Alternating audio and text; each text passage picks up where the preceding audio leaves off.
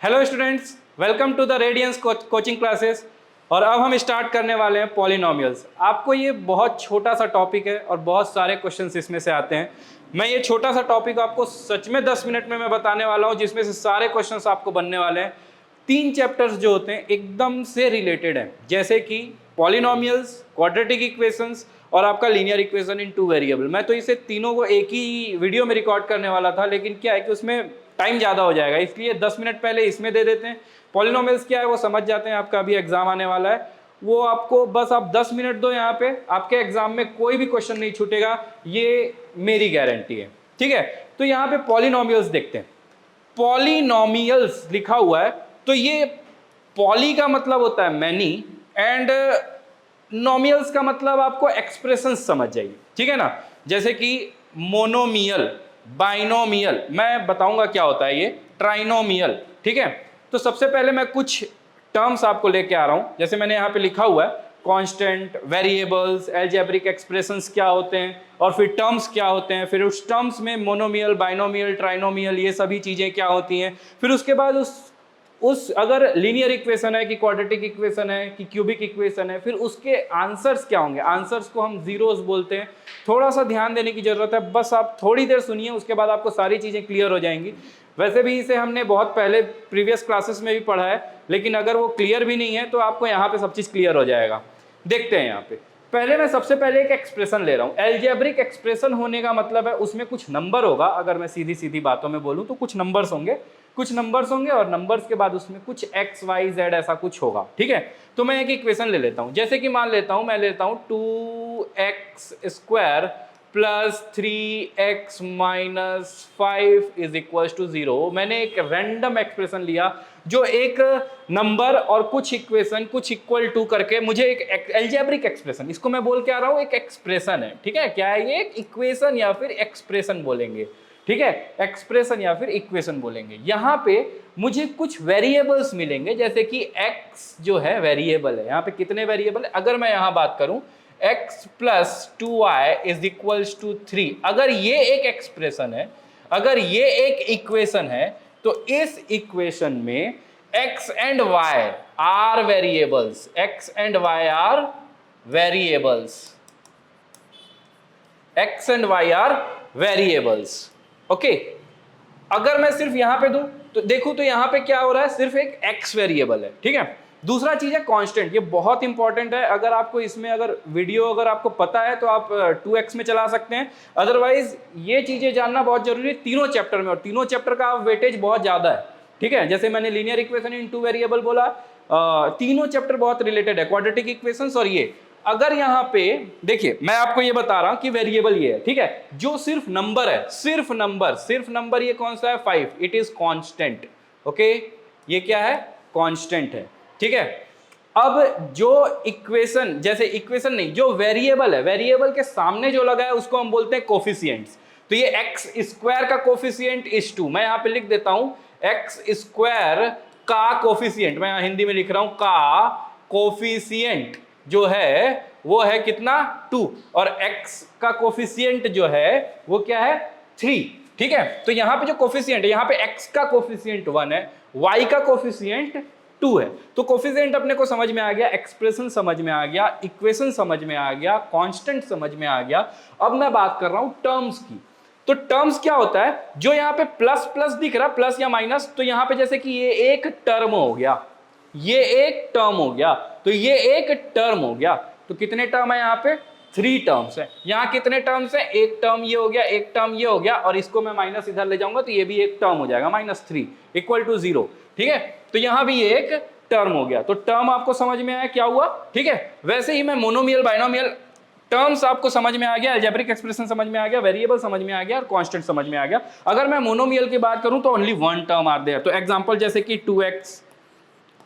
2x या फिर 2xy²z, ये भी एक टर्म हो गया, ये मोनोमियल हो गया। बाइनोमियल का मैं बोलूं तो 2x प्लस 3y मान लेते हैं, 2x प्लस 3 इक्वल टू 0, ये क्या हो गया, एक बाइनोमियल टर्म हो गया। ट्राइनोमियल, ये एक एग्जांपल है, 2x² plus 3x minus 5 is equal to 0 is a trinomial. And polynomial means जिसमें बहुत सारे टर्म्स हैं, उसको हम बोलते हैं पॉलिनोमियल। ठीक है, नाउ अब मैं फैक्टर्स, रूट और सॉल्यूशंस के बारे में मैं बाद में बताता हूं, क्योंकि सॉल्यूशन, फैक्टर्स एंड रूट ही लास्ट आंसर है ये इसके। इसको हम जैसे कि फैक्टर्स को ही हम क्या बोलते हैं, उसके रूट्स बोलेंगे, उसी को हम सॉल्यूशंस भी बोलते हैं, उसी को हम आंसर्स भी बोलते हैं, ठीक है।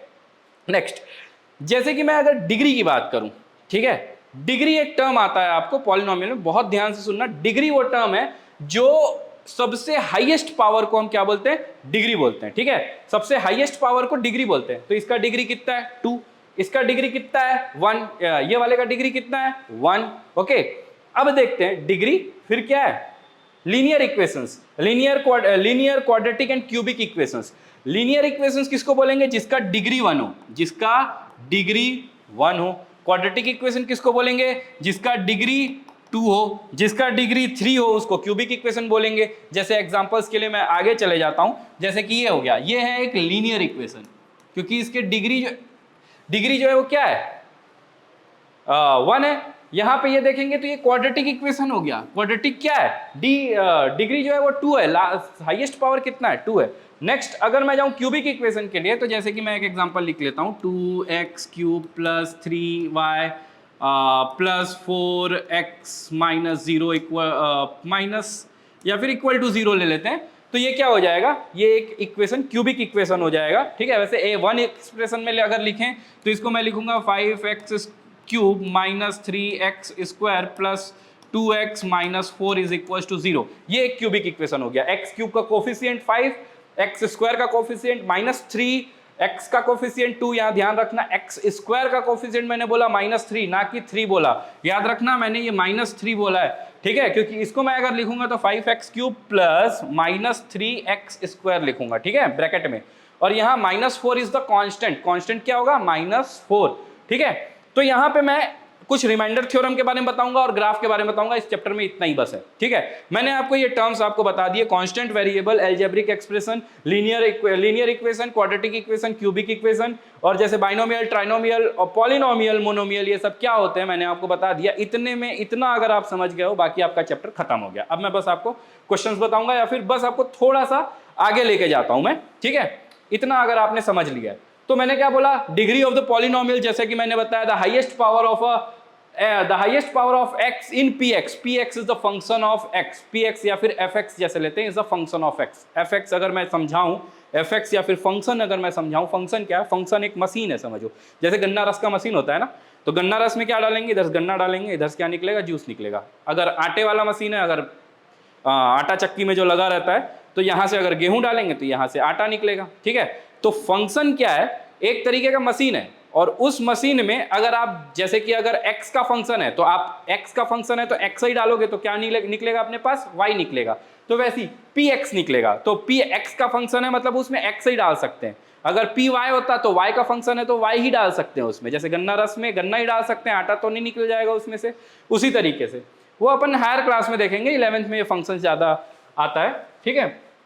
px एक्सप्रेशन, जैसे px अगर एक्सप्रेशन में है, px अगर एक एक्सप्रेशन है, px एक फंक्शन है, और वो अगर एक्सप्रेशन है, जैसे कि मैंने पिछले में लिया था 2x square plus 3x minus 5 equal to 0, या फिर कोई भी एक इक्वेशन मैं लूं जिसमें लीनियर भी हो सकता है, जैसे कि linear equation in 2 variable, linear equation in 2 variable, जैसे कि हमारा नेक्स्ट टॉपिक है लीनियर इक्वेशन इन 2 वेरिएबल। ये हमारा कौन सा टॉपिक है, नेक्स्ट चैप्टर है, चैप्टर 3 होता है। तो इसमें लीनियर इक्वेशन है मतलब x के पावर में 1 इन 2 वेरिएबल, x के पावर में 1 प्लस 2y इक्वल टू 3, ऐसा आपने देखा होगा, 3x plus 2y equal to, या फिर 3y इज इक्वल टू 9, ऐसा कुछ इक्वेशन आपने देखा होगा। तो ये 2 इक्वेशन है जिसमें से लीनियर इक्वेशन है, लीनियर है, दोनों पावर में 1 है इसलिए लीनियर है।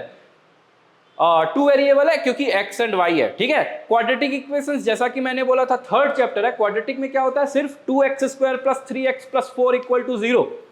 तो इसमें सिर्फ x स्क्वायर है और उसके बाद क्या है, उसमें एक x स्क्वायर होगा, और क्वाड्रेटिक इक्वेशन में सिर्फ एक वेरिएबल है, x बस वेरिएबल, उसमें y वगैरह नहीं है, ठीक है। तो उससे हम देख सकते हैं। तो एक हमारे पास जैसे कि अगर कोई एक्सप्रेशन है वो पॉलिनोमियल कब कहलाएगा, पॉलिनोमियल कहलाने का भी कोई क्राइटेरिया है कि कुछ भी पॉलिनोमियल कहलाया जाएगा, नहीं। जैसे कि अगर मेरे पास 1/x है, मतलब मुझे ऊपर में -1 नहीं मिलना चाहिए, मतलब x plus 1/x can't be a polynomial. क्यों, क्योंकि ये जो है x to the power of -1 है, तो हमारा जो पावर में है वो इंटीजर नहीं होना चाहिए, मतलब वो एक होल नंबर होना चाहिए। होल नंबर भी क्यों बोलेंगे, अगर वो तो जीरो हो गया, एक नेचुरल नंबर होना चाहिए, ठीक है। जैसे कि रूट एक्स नहीं हो सकता, रूट एक्स मतलब 1/2 हो जाएगा पावर में। जैसे कि ये तीनों मैंने एग्जांपल्स दिए हैं, ये एग्जांपल्स इसके हैं कि ये पॉलिनोमियल नहीं हो सकते। तो पॉलिनोमियल होने के लिए क्या है, एक नॉर्मल इक्वेशन जिसमें पावर में हमेशा होल नंबर ही होगा। होल नंबर भी नहीं बोलेंगे, नेचुरल नंबर बोलेंगे। 1 2 आपका आगे इंफिनिटी तक कोई भी नंबर हो सकता है, ठीक है। जीरो भी नहीं, जीरो हो जाएगा तो हर चीज क्या हो जाएगा, वो कांस्टेंट हो जाएगा। और -1 -2 वगैरह में नहीं हो सकता, ठीक है। नेक्स्ट, अगर मेरे पास एक px है ax प्लस b, जैसा कि मैंने अभी लिखा हुआ है, और अगर उसमें k इज इक्वल टू 0, अगर मैं pk की वैल्यू रखूं, pk is equal to ak plus b, क्योंकि x की जगह पे मैंने क्या रख दिया है, k plus b is equal to 0, तो k इज इक्वल टू क्या आ जाएगा मेरे पास, -b/a। तो इसी के को, अगर ये एक लीनियर इक्वेशन है, क्योंकि लीनियर इक्वेशन है यहाँ पे x के पावर में सिर्फ 1 है, इसलिए लीनियर इक्वेशन है। Linear equation in one variable का एक ही आंसर हुआ, जो कि k is equal to -b/a। तो मैं यहां से बोल सकता हूं द जीरोस, जैसे कि मैंने बोला जीरो को मैं क्या बोलता हूं, इसके सॉल्यूशन भी बोलता हूं, इसके सॉल्यूशन भी बोलता हूं, या फिर इसी को मैं रूट्स भी बोलता हूं कभी कभी, ठीक है ना। कभी कभी नहीं, आगे नेक्स्ट चैप्टर में आप रूट्स ही देखोगे, ठीक है। तो zeros of the linear polynomials, linear मतलब कि ax प्लस b अगर दिया हुआ है, या फिर कोई भी एक लीनियर पॉलिनोमियल 2x प्लस 3, क्योंकि यहां तो y हो गया, या फिर इसी को मैं linear polynomial y is equal to में कन्वर्ट कर देता हूं। अगर मैं y इज इक्वल टू मैं लिख देता हूं 2x प्लस 4, ऐसा कुछ मैं लिख देता हूं, तो ये मेरे पास क्या आ गया, y जो है वो px है, y जो है वो आउटपुट है मेरा, px है, ठीक है। नाउ अगर मैं इसको देखूं तो ये जो होगा वो क्या होगा, कांस्टेंट माइनस ऑफ कांस्टेंट, यहाँ पे माइनस ऑफ b, क्योंकि माइनस ऑफ b जो है वो कांस्टेंट था, divided by coefficient of x, ठीक है। तो ये हमारा फॉर्मूला है, फॉर्मूला भी नहीं बोलेंगे, आपको नॉर्मली ये चीज दिख रहा है कि ये ax प्लस बी के फॉर्म में ही रहेगा, ax plus b is equal to 0 के फॉर्म में ही रहेगा। तो x इज इक्वल टू क्या आ जाएगा, -b/a। अगर ये सिंपल लीनियर इक्वेशन है तो, ठीक है।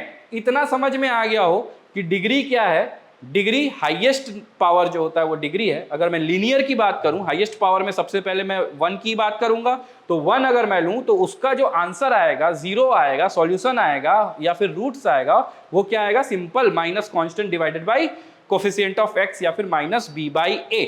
नेक्स्ट अगर मैं जाऊं तो अगर मेरे पास एक लीनियर इक्वेशन है तो मैं कैसे उसको सॉल्व करूंगा, देखो। अगर इसका मेरे पास 2x प्लस 3 एक इक्वेशन है, या फिर मैं इस px को मैंने बोला y लिख सकता हूं, y is equal to 2x plus 3, ये है 2x प्लस 3। अब मुझे पता है कि ये एब्सिसा है, ये ऑर्डिनेट है, ये x एक्सिस है, ये y एक्सिस है। प्लॉट कैसे करते हैं ग्राफ को, ये आपको जानना बहुत जरूरी है, क्लास 10th में हो तो हम पॉइंट्स को प्लॉट करते हैं, वो हमने 9th में पढ़ा था। सिमिलरली पॉइंट्स को प्लॉट करने के लिए हमें यहाँ पे पॉइंट्स निकालने पड़ेंगे इस लाइन को प्लॉट करने के लिए। मतलब एक लीनियर इक्वेशन है, लीनियर इक्वेशन है मतलब उसमें एक लाइन होगा, क्वाड्रेटिक इक्वेशन है मतलब वो एक कर्व होगा, ठीक है। वो और आगे जाके देखेंगे कैसा होता है, ठीक है। और अगर क्यूबिक इक्वेशन है तो और कर्व ही होगा, ठीक है। तो ऐसी चीजें होंगी। यहाँ पे y is equal to 2x plus 3 अगर दिया हुआ है तो मुझे क्या करना पड़ेगा, सिंपली आप इसको 2x में बढ़ा के देख सकते हैं, क्योंकि ग्राफ बहुत इजी है। अगर नहीं आता तो इसको ध्यान से देख लीजिए, मैं एक बार बता देता हूं। अगर मैं x की वैल्यू को पुट करूं तो मुझे y की वैल्यू मिलती चली जाएगी, ठीक है। मैं यहाँ पे एक टेबल बना लेता हूँ, x की वैल्यू को पुट करूं तो y की वैल्यू मिलती चली जाएगी। तो मैं यहाँ x, y करके मैं यहाँ पे लिख सकता हूँ, ठीक है। अगर मैंने यहाँ x, y लिखा तो x की वैल्यू अगर 0 रखी मैंने, तो y क्या मिल जाएगी मुझे, x 0 है तो y 3 which is 0,3। x, y को 0,3 लिख सकता हूं। अगर y 0 है तो x क्या मिल जाएगा, अगर y 0 है तो y 0 रख दिया मैंने, ये -3/2, -3/2 इज x। मुझे 2 पॉइंट मिल गया, -3/2, 0। तो मैंने यहाँ पे -3/2 मतलब क्या होता है, 1.5 होता है, 1.5, 0, ये एक इक्वेशन मिल गया। यहाँ पे एक पॉइंट हो गया 0,3, 2 ही पॉइंट चाहिए मुझे, मैंने वो दोनों को ऐसे जोड़ दिया, ये मुझे एक लाइन मिल गया। वो line is called y is equals to 2x plus 3, ठीक है। और ये y इंटरसेप्ट है, ये x इंटरसेप्ट है। ये इंटरसेप्ट वगैरह हम बाद में देख सकते हैं, या फिर आपको मालूम है ये चीजें, ठीक है।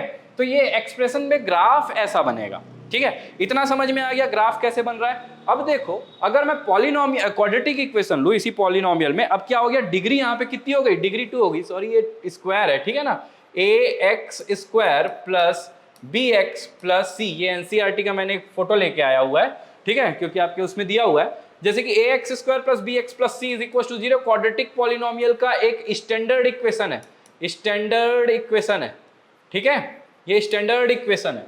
स्टैंडर्ड इक्वेशन में यहाँ पे ax square plus b x plus c equal to 0 अगर दिया हुआ है, ठीक है, तो इसके एक रूट्स आएंगे, रूट्स आएंगे मतलब इसके सॉल्यूशंस आएंगे। सॉल्यूशन कैसा आएगा इसका, इसका सॉल्यूशन आएगा जैसे कि मैं अगर एक एग्जांपल ले लेता हूं, मान लेते हैं वो है x square plus 3x plus 2 is equal to 0। ये एक एग्जांपल मैंने लिया है, एक्स स्क्वायर, क्योंकि ये क्वाड्रेटिक पॉलिनोमियल है, इसको अगर मैं फैक्टराइज करूंगा तो ये आ जाएगा एक्स स्क्वायर प्लस 2 1 जा 2 और ये 2 प्लस 1 3, ऐसा मैंने लिया हुआ है, ठीक है, एग्जांपल है।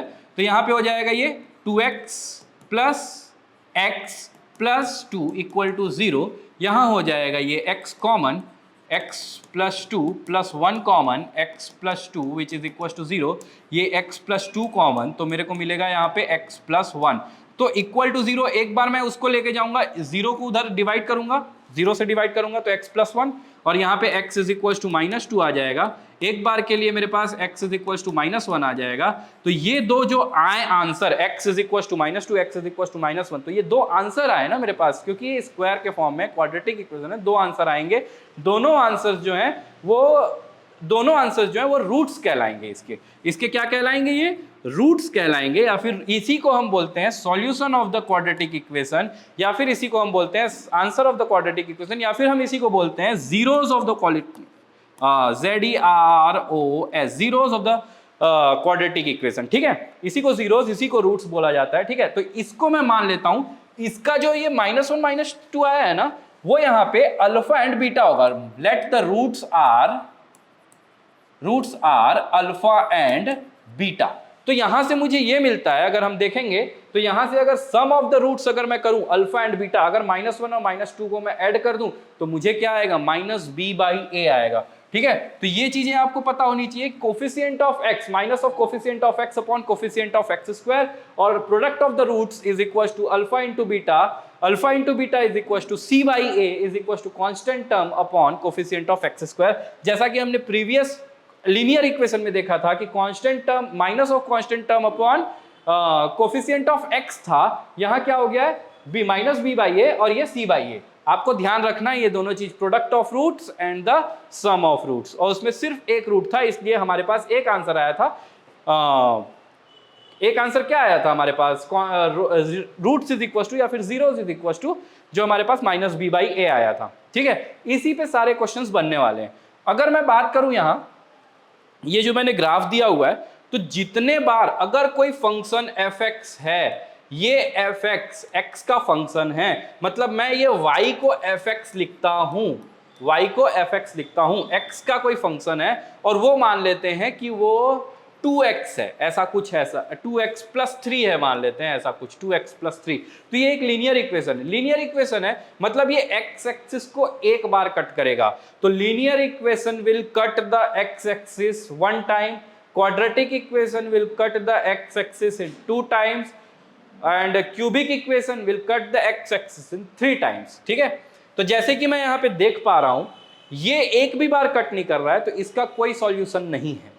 ये एक बार कट रहा है तो इसका एक सॉल्यूशन है, ये कट रहा है एक बार, ये एक सॉल्यूशन है। इसका एक भी बार नहीं कट रहा है, एक्स एक्सिस यहाँ पे कितने बार कट रहा है, ये 1 टाइम, 2 टाइम्स एंड 3 टाइम्स, तो कितने सॉल्यूशंस हो गए इसके, 3 टाइम्स हो गए, 3 सॉल्यूशंस हो गए। यहाँ पे 2 सॉल्यूशंस, यहाँ पे 1 2 एंड 3 सॉल्यूशंस, एंड अगेन ये 4 सॉल्यूशंस, यहाँ पे 1 2 3, जहाँ पे वो टच करके निकलेगा वो 2 सॉल्यूशंस है, 4 5 सॉल्यूशंस हो गए, ठीक है। मैं नेक्स्ट अगर एक और स्लाइड आपको दिखाऊं, तो यहाँ मैंने कुछ इक्वेशंस लिए हुए हैं, इक्वेशंस तो नहीं है, ये ग्राफिकल पैटर्न्स है। यहाँ पे ग्राफ्स पे आप समझ सकते हो कि ये एक लीनियर इक्वेशन है, क्योंकि 1 टाइम ये कट कर रहा है, डिग्री इसका 1 है, तो ये क्या होगा, एक लीनियर इक्वेशन होगा, ठीक है। जितने बार कट करेगा, क्योंकि मैंने बोला क्यूबिक जो है वो 3 बार करेगा, अगर क्वाड्रेटिक है तो 2 बार करेगा। ये कितने बार कर रहा है, ये 2 बार कर रहा है, क्योंकि एक सेम रूट्स है यहाँ पे, सेम रूट्स, ओके।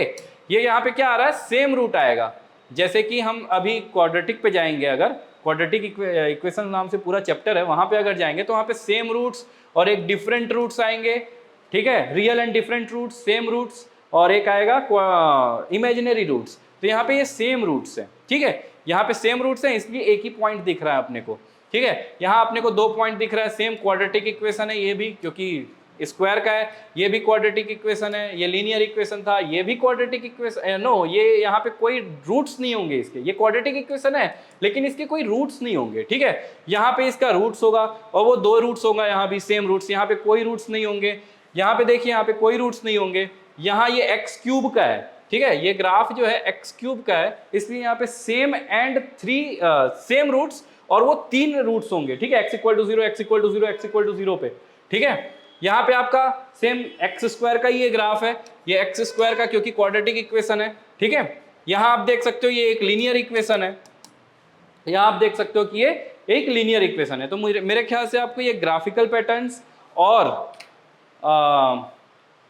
आपको जो मैंने बताया sum of roots and product of roots, ये आपको समझ में आ गया होगा, ठीक है। मैं आपको एक और चीज बता देता हूँ, इसके बाद चैप्टर खत्म हो गया, आपको 2 एक्सरसाइज इसी में मिल जाएगा, ठीक है। आपको एनसीईआरटी पूरे बनाने हैं, उसके बाद जितना आपने सुना है इसी में से आप बस सुना है उसको ध्यान रखो, एग्जाम्पल्स याद रखो मेरे एग्जाम्पल्स, और उसके बाद उसको क्वेश्चन में इंप्लीमेंट करो, फिर आपको कुछ भी करने की जरूरत नहीं है, आपका आंसर आ जाएगा।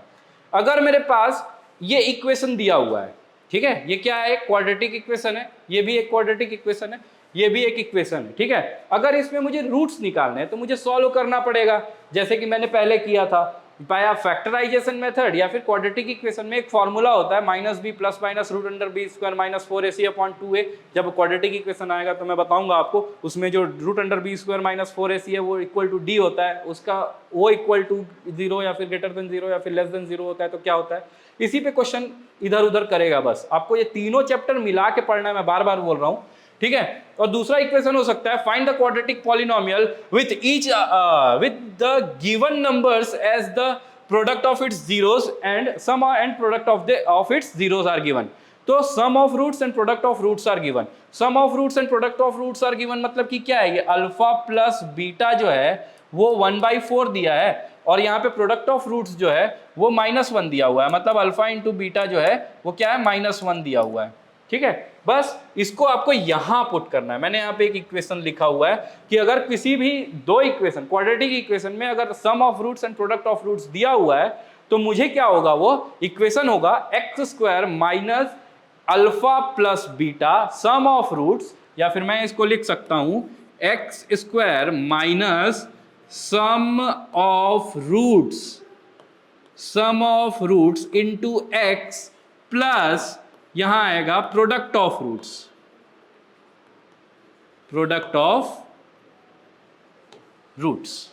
ठीक है, इक्वल टू 0। इतना समझ में आ गया। बस इसकी वैल्यूज पुट करो और आपके पास आंसर आ जाएगा। जैसे कि मैंने यहां पे 1 करके रखा हुआ है, ठीक है, अगर आप इसको पुट करोगे तो इसमें से भी आपका आंसर आ जाएगा। एक बार अगर हम find the zeros of the following quadratic equation, अगर मैं इसकी बात करूं तो क्वाड्रेटिक इक्वेशन यहाँ पे कुछ दिया हुआ है t² - 15, और यहाँ पे तीनों अलग अलग क्वेश्चन है, ठीक है। यहाँ अगर मैं बात करूँ फर्स्ट क्वेश्चन की, तो मैं क्या करता हूँ, इसका सॉल्यूशन कैसा होगा, अगर मुझे find the zeros, relationship between the zeros of the following, verify the relationship between the zeros and their coefficient, ये वेरीफाई भी करना है। तो मैं एक क्वेश्चन करूंगा, बाकी मैं आपके लिए छोड़ता हूँ इसे, ठीक है, क्योंकि एनसीईआरटी का ही क्वेश्चन है।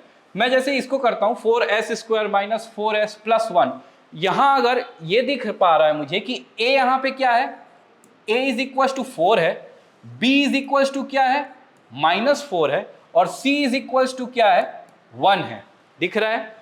अब अगर मैं इस इक्वेशन में इज इक्वल टू 0 में यहां पे अगर मैं प्रोडक्ट ऑफ रूट लूं तो प्रोडक्ट ऑफ रूट क्या आएगा, product of roots alpha into beta, alpha into beta क्या आता है, c/a आएगा, अल्फा इंटू बीटा जो आएगा वो क्या आएगा, c/a, c क्या है यहाँ पर 1 है, और बाई a में मैं क्या रखूंगा 4, ठीक है। अगर मैं अल्फा प्लस बीटा लूं तो alpha plus beta is equal to -b/a आता है, ठीक है। b क्या है यहाँ पे, ये माइनस तो इक्वेशन का ही माइनस है, मतलब इस फॉर्मूले का ही माइनस है, माइनस, और ये -4b आया है, -4 डिवाइडेड बाई a जो है वो 4 है, ये आ जाएगा 4 डिवाइड, क्योंकि माइनस माइनस प्लस हो जाएगा, 4 divided by 4 is equal to 1। तो अल्फा प्लस बीटा कितना आया, 1, अल्फा इंटू बीटा कितना आया, 1/4। अब देखते हैं यहां पर चेक करके, खैर ये तो चेक अपने को बाद में करना था, पहले इसको अपने को क्या करना है, फैक्टराइज करके देखना है, ठीक है। फैक्टराइज करके देख सकते हैं या फिर क्वाड्रेटिक इक्वेशन में मैंने बताया फॉर्मूलाज पुट करके आप आंसर लेके आ सकते हो, ठीक है। तो यहां अगर मैं देखूं 4s² minus 4s plus 1 is equal to 0, ये एक क्वाड्रेटिक इक्वेशन है। मुझे पता है अगर यहाँ पे सामने में कोई नंबर है तो मुझे उसको c के साथ में मल्टीप्लाई करना होता है, a into c. a into c किया, कितना आया मेरे पास, 4 आया, ठीक है। अब मुझे -4 आए ऐसा मुझे ऐड या फिर सब्सट्रैक्ट करना है, और 4 आए ऐसा मुझे इंटू करना है, ठीक है। तो क्या मिलेगा, 2 2 ज़ा 4, ठीक है, 2 2 ज़ा 4 ही होगा ना, और ऐड और सब्सट्रैक्ट करके यहाँ पे -2 इंटू -2 4 हो जाएगा, ठीक है। तो 4s² minus 2s minus 2s minus minus plus 2s और -2 4 हो गया, प्लस 1 इज इक्वल टू 0। जिसको नहीं समझ में आ रहा है फैक्टराइजेशन, ये खैर 8th में भी है, 9th में भी है, और इसके लिए अगर आप कमेंट करोगे कि फैक्टराइजेशन और इसके ग्राफ के क्लास अगर अलग से लेने तो मैं सिर्फ एक ग्राफ का क्लास ले लूँगा, वो बहुत इंपॉर्टेंट होता है अगर आप मैथ्स स्ट्रीम में जाना चाहते हो तो। और एक फैक्टराइजेशन प्लस क्वाड्रेटिक इक्वेशन अगर मैं आऊँगा तो उसमें आपको और ईजी हो जाएगा ये। दूसरा यहाँ पे मैं देखूँ तो यहाँ से 2s मैं कॉमन ले लेता हूँ, यहाँ बचेगा कितना, 2s माइनस 1, यहाँ से -1 कॉमन ले लिया तो ये हो गया 2s माइनस 1, तो यहाँ से आ गया ये 2s माइनस 1, और ये भी हो गया कितना, 2s माइनस 1। अगर मैं इज इक्वल टू 0 अगर मैं सब में पुट करूँ तो यहाँ कितना आया, s इज इक्वल टू ये पूरा 0 हो गया, उधर जाके -1 उधर जाके +1 1, और ये 2 इधर आके डिवाइड हो गया, तो s इज इक्वल टू 1/2। यहाँ से भी s इज इक्वल टू 1/2, ठीक है। तो अल्फा एक बार आया कितना, 1/2, और बीटा एक बार आया कितना, 1/2। अगर मैं दोनों को ऐड करता हूं कितना आएगा, 1/2 plus 1/2 0.5 plus 0.5 which is equals to 1 only, ठीक है। और अगर मैं दोनों को इंटू करता हूं 1/2 into 1/2 which is equals to 1/4 only, ठीक है। तो ये चीज आपको क्लियर हो गया, और ये इसी तरीके के बस क्वेश्चन आने वाले हैं। आपको ये फैक्टराइज करना है, फिर यहाँ पे आपको वेरीफाई करना है, और वेरीफाई करके इसको बता देना है कि हाँ ये करेक्ट है। अल्फा एंड बीटा आपको कंप्लीटली समझ में आ गया होगा कि अल्फा एंड बीटा है क्या, मैंने प्रीवियस स्लाइड पे भी समझाया है, और अभी भी मैंने आपको बहुत अच्छे से ये क्वेश्चन से समझा दिया है। नेक्स्ट अगर स्लाइड में मैं जाऊँ तो जैसे कि find the value of p of the polynomial, जैसे कि अगर किसी भी चीज का जीरोस है, जैसे कि अगर मैं ये क्वेश्चन के पहले एक चीज और समझा देता हूँ, ऐसे टाइप के क्वेश्चन आपने 9th में किए हैं, लेकिन हो सकता है वो 10th में रिपीट हो जाए, या फिर कुछ ऐसे कॉन्सेप्ट है वो क्लियर इसमें पूछ दे।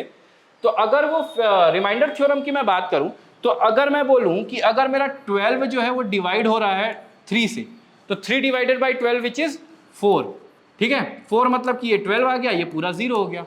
अगर मैं बोलूं इसी को 7 से डिवाइड करना है तो रिमाइंडर थ्योरम ये कहता है 7 1 7, और यहाँ पे आ जाएगा 5 रिमाइंडर। मतलब अगर रिमाइंडर 0 है, मतलब ये इसका फैक्टर है। रिमाइंडर 0 है मतलब ये इसका फैक्टर है। नहीं समझ में आया, एक बार और सोचो। रिमाइंडर 0 है मतलब 12 का फैक्टर 3 है, अगर 4 से भी करूंगा तो भी यहाँ पे 3 आ जाएगा, 0 आ जाएगा, 6 से भी करूंगा तो यहाँ 2 आ जाएगा, यहाँ 0 आ जाएगा। अगर रिमाइंडर 0 है मतलब वो 1 2 3 4 6 ये सब इसके फैक्टर्स निकल आएंगे, ठीक है, तभी रिमाइंडर 0 है। अगर रिमाइंडर 0 नहीं हो रहा है मतलब क्या है, वो उसका फैक्टर नहीं है। सेम फॉर पॉलिनोमियल, ठीक है, सेम फॉर पॉलिनोमियल। अगर p x² plus 3x plus 2 ये उसका क्या है, ये एक पॉलिनोमियल है। If one of the zeros of the polynomial is 2, अगर एक पॉलिनोमियल इसमें क्या है 2 है, एक जीरो इसका 2 है, द वैल्यू ऑफ p, अगर एक जीरो इसका एक आंसर इसका 2 है, दैट मीन्स अगर मैं प्रीवियस क्वेश्चन में जाऊं, खैर ये रिमाइंडर थ्योरम का क्वेश्चन नहीं है, अपन इसके पहले वाले प्रीवियस स्लाइड पे जाते हैं। तो यहाँ पे दिया हुआ है जैसे कि x इज इक्वल टू 1/2 आ रहा है, s इज इक्वल टू 1/2 आ रहा है, वैसे ही यहाँ पे इसके अगर मैं पहले जाऊं तो ये s इज इक्वल टू या फिर x इज इक्वल टू 1 मतलब जो भी आंसर आ रहा था वो दोनों आंसर x का ही था।